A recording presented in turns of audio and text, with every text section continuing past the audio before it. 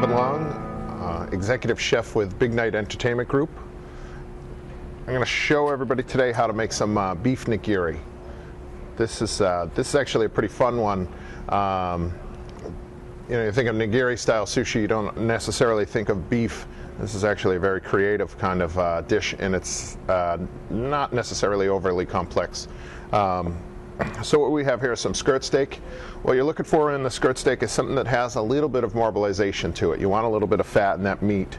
A little bit of wax paper. We've sliced this very thin, and there's some kind of cool stuff that we're going to do here, which we're just gonna, real kind of restaurant technique here, where we just kind of take this thinly sliced beef. You could see it here on the wax paper that it's definitely pretty thin.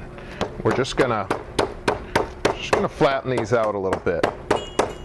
Don't have to go crazy, but everybody's probably done this if you've been at home and made a chicken or veal parmesan. This would be the same technique. We take these slices. See, they kind of easily peel off there, and we just want to loosen them up a little bit from this paper. And then we have some prepared sushi rice here. This is what you do with the base of all your sushi. And the idea when you're working with sushi rice is you just want to wet your hands. You don't want them super wet. You just want them just a little bit wet so that the rice doesn't stick. And when I said not your traditional thing, we just form the rice basically into a ball, as you can see here. We're going to roll these up. So you think of your normal style nigiri sushi would be a slice of fish normally served over, kind of laid over the rice. This is just a little different technique, a little kind of fun variation on that. And these are packed with flavor.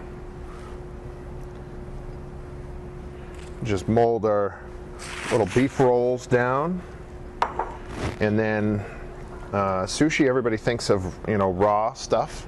These are kind of cooked like you would cook a steak, so a little kind of mid-rare aspect to it.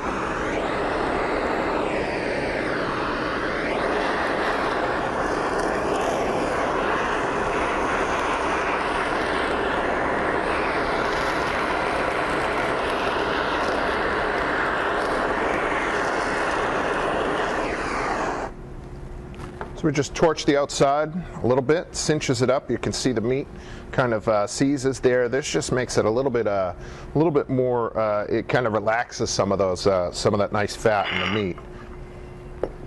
Just to finish, we're going to garnish a little daub of mayo,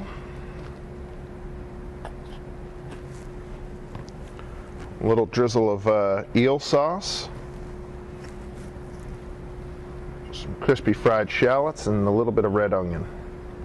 I'm Kevin Long with Big Night Entertainment Group, and that is how you make a beef nigiri.